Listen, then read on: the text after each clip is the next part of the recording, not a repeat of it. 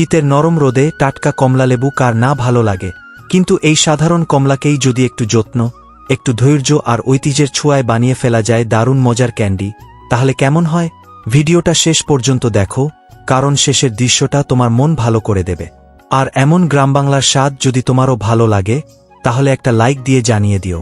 প্রথমে গাছ থেকে পাড়া টাটকা কমলাগুলো খুব ভালো করে ধুয়ে নেওয়া হচ্ছে। জলের ভেতর পরিষ্কার করার এই ধাপটা শুধু পরিশুদ্ধতার জন্যই নয়, বরং ভালো স্বাদের শুরু এখান থেকেই।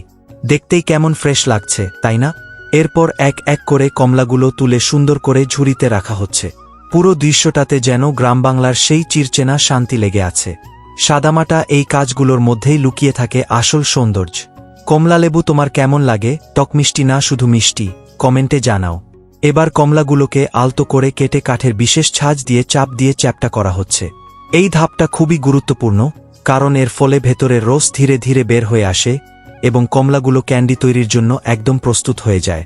একটা সাধারণ ফল কি সুন্দরভাবে নতুন রূপ নিচ্ছে, দেখলে সত্যিই ভালো লাগে। এরপর বাঁশের তৈরি পাত্রে কমলাগুলো সাজিয়ে হালকা আঁচে ভাপ দেওয়া হচ্ছে। ভাবতেই পারো, এই সময় চারদিকে কেমন মিষ্টি একটা ঘ্রাণ ছড়িয়ে পড়ছে। প্রকৃতির জিনিস প্রাকৃতিক উপায়ে ধীরে ধীরে তৈরি হচ্ছে অসাধারণ এক স্বাদ। এমন ভিডিও যদি তোমার ভালো লাগে, তাহলে এখনই একটা লাইক করে রেখো। এবার মিষ্টির আসল পালা। চিনির সঙ্গে স্তরে স্তরে সাজিয়ে রাখা হচ্ছে এই চ্যাপ্টা কমলাগুলো।